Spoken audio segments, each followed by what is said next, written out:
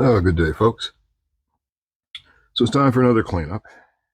Before we get into that, you may notice here I've got a selection of feathers laying out. I was back to the camp, and two hawks got into a scrap, which was something to see.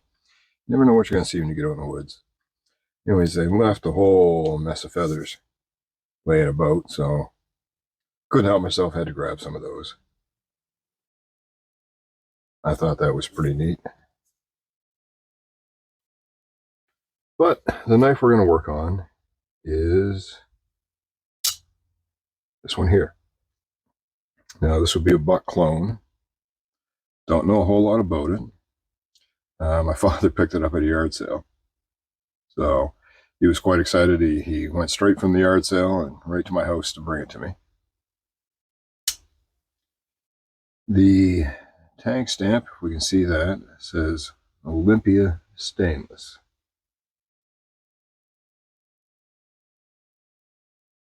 And China on this side. It's feels like a flat grind. Got some jimping on the top. Wood covers, don't know what kind.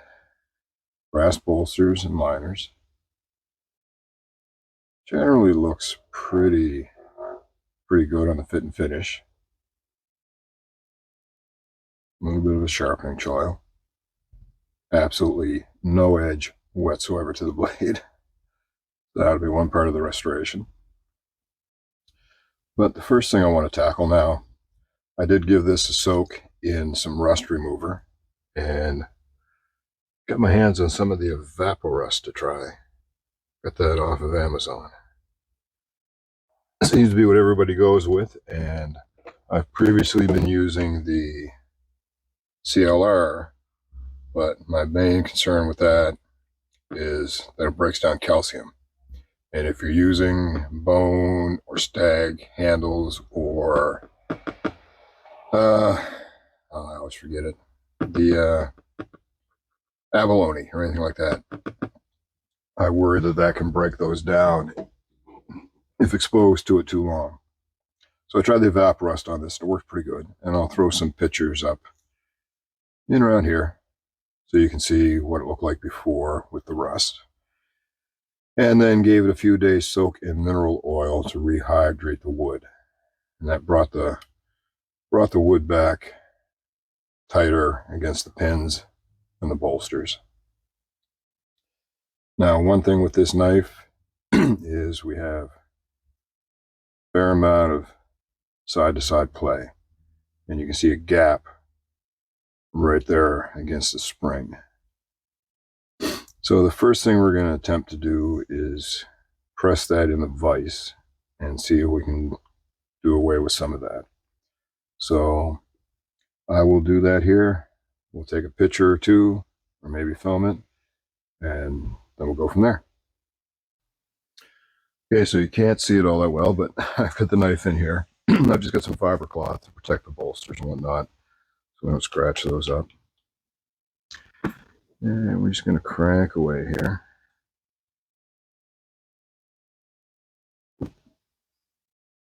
This is a very old vise. And here, just in case anyone's interested,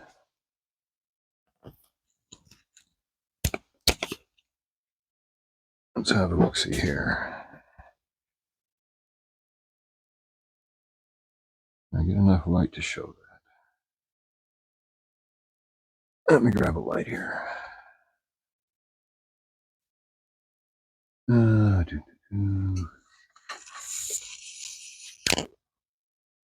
Let's see what we got here. So it says Richards, Wilcox, A-U-R-O-R, Aurora, Illinois. I think that's what it says. Richard Wilcox, Aurora, Illinois.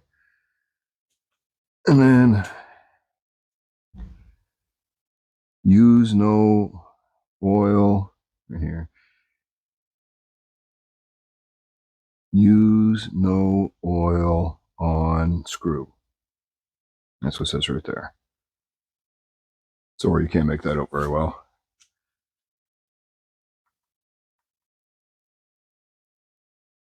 Anyhow, some folks may find that interesting, the old tool aficionados. This camera mount gives me no end of grief.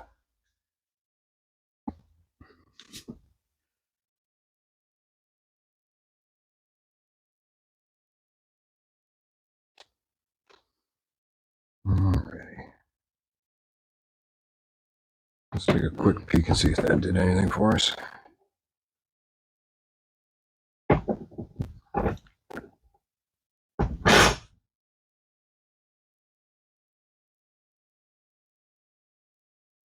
No, it doesn't look like we close things up too much. We still have the wobble. So let's go right to the bolster in question and go from that angle.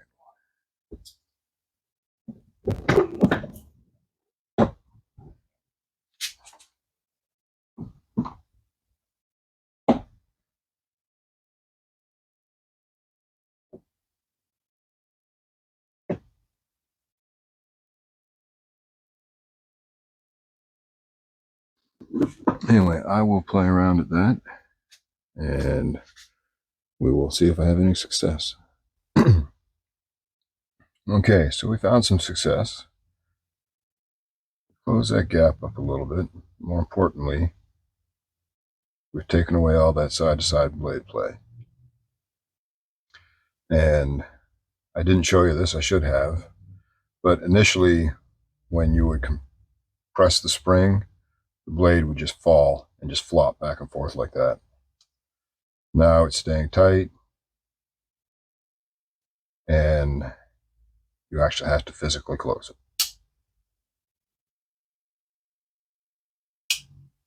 A little bit of dirt in the pivot there, in here, but much better action now. And again, we've got rid of that side-to-side blade play. But in doing so, our pins are now proud. I can catch my finger right there on the pin. So that will have to be sanded down.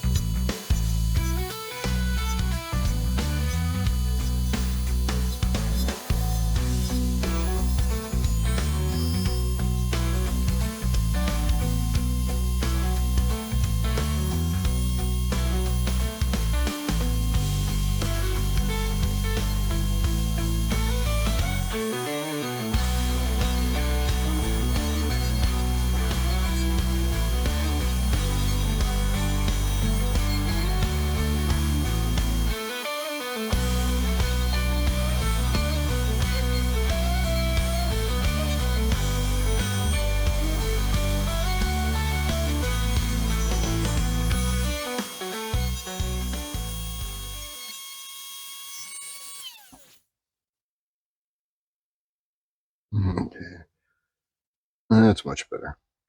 And we should be able to even everything out when I sand the bolsters down. That'll be the next step. Okay, so I've got just a little 1000 grit here. I'm going to start off with that and see what it does.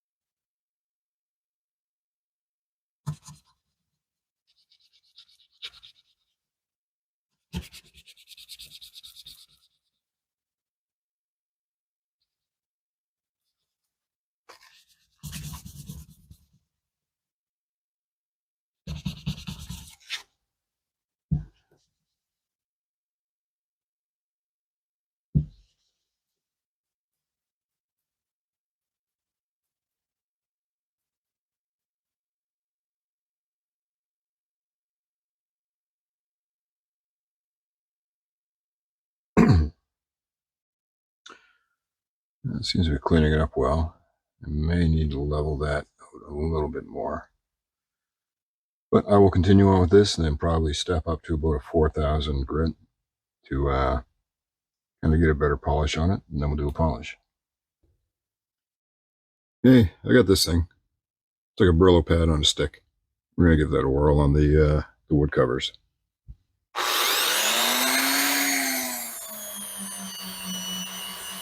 Just try and clean some of the dirt off of them.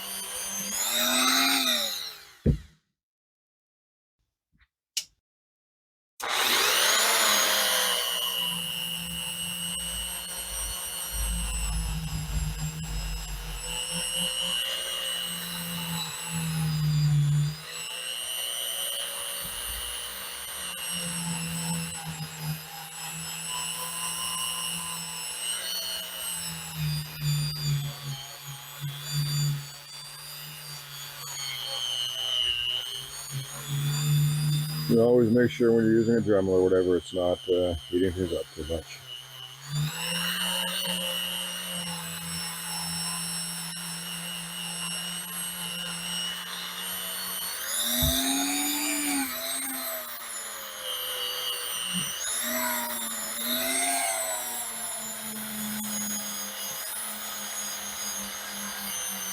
Usually too bad of a job in the bolsters either.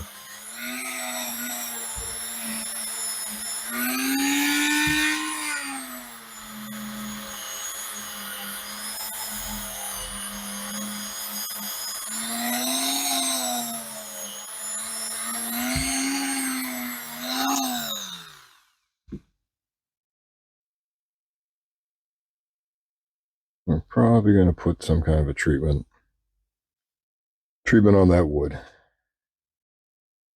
as it did come back to life with the mineral oil, but I think we'll maybe put some linseed oil or something on it. Anyway, I'll keep plugging away. Okay. So I've taken some Brasso and I put that on the bolsters. If you've never used Brasso, it's an awful smell. I would liken it somewhere between cat pee and a whole lot of cat pee. So I'm sure it's right full of ammonia. But we're going to give those a polish and see what we get from there.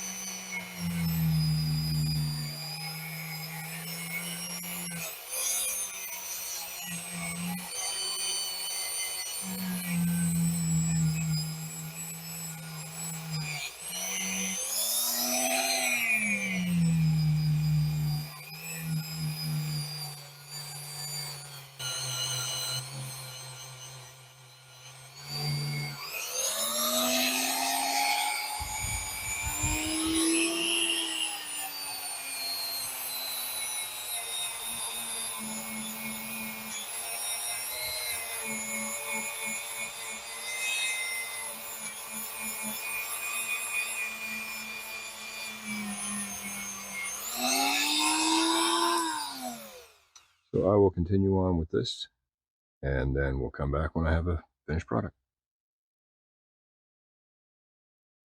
Okay.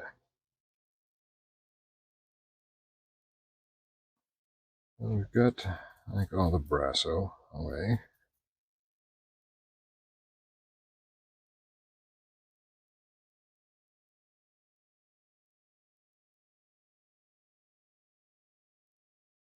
We got some sparkle back in the bolsters.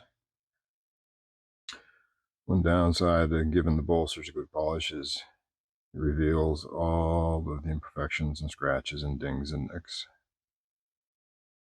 But it's an old knife, and an old knife's going to come with character.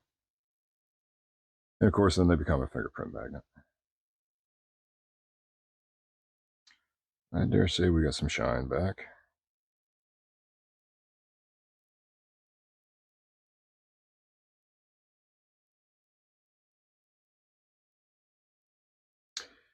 So now I think the next step, I'm going to sharpen the blade, and then we'll treat those covers with some linseed oil.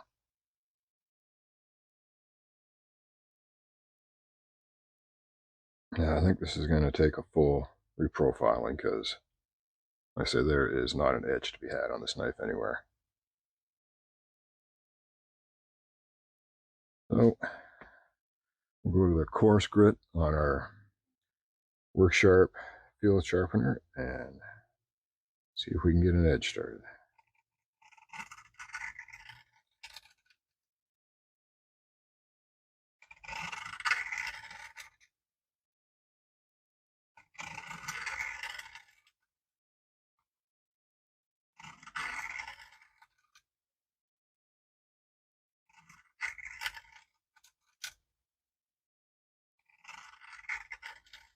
One of these days I've got to invest in one of the larger benchtop Work Sharp field sharpeners for these larger blades.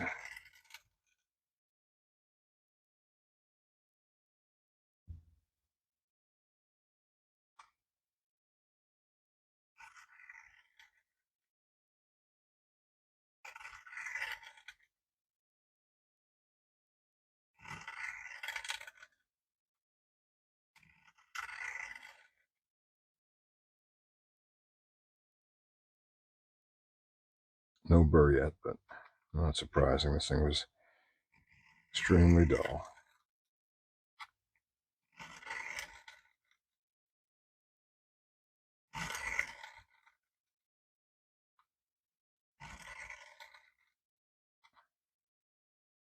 This is probably going to take a little while. So maybe I will pause here for a bit until I get an edge on this thing. Getting to the time of year, I gotta start doing this with the garage door closed. It's getting cool.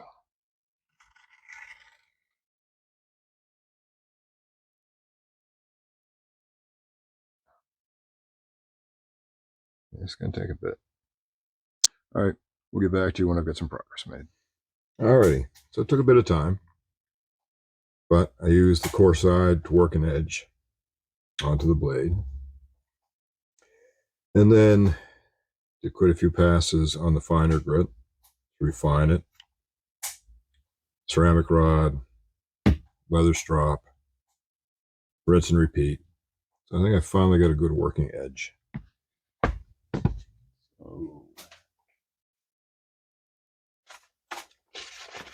We went from I could squeeze it as hard as I could with my fingers to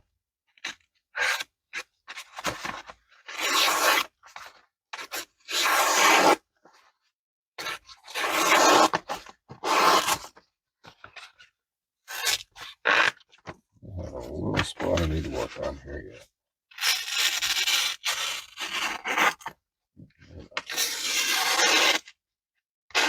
Catching right there.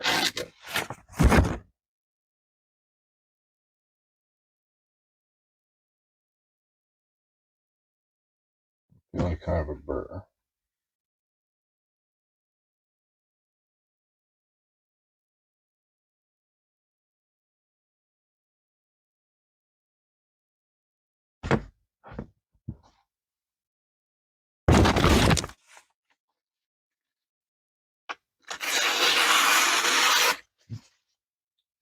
the benefit.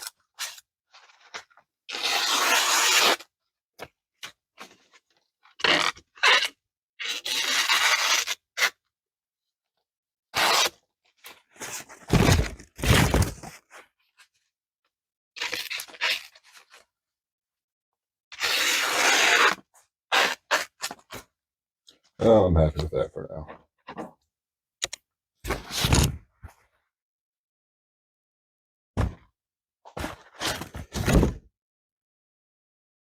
Get some fingerprints off. So there we have it. Now I did go and treat the wood with some boiled linseed oil. That brought the grain out quite a bit more, I think.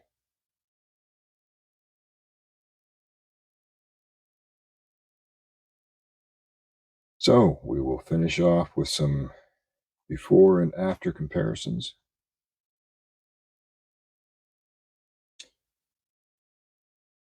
Only thing I'm not truly happy with is, if you can see here, I did skip a little bit when I was grinding down the pin, which is nice and flush now. But I did ding up the bolster a little bit there. But everything is nice and tight now. No blade wobble. Before, when I would disengage the lock, it would just swing freely. Now we've tightened that up quite a bit. Some nice snap to it. So, good solid knife now.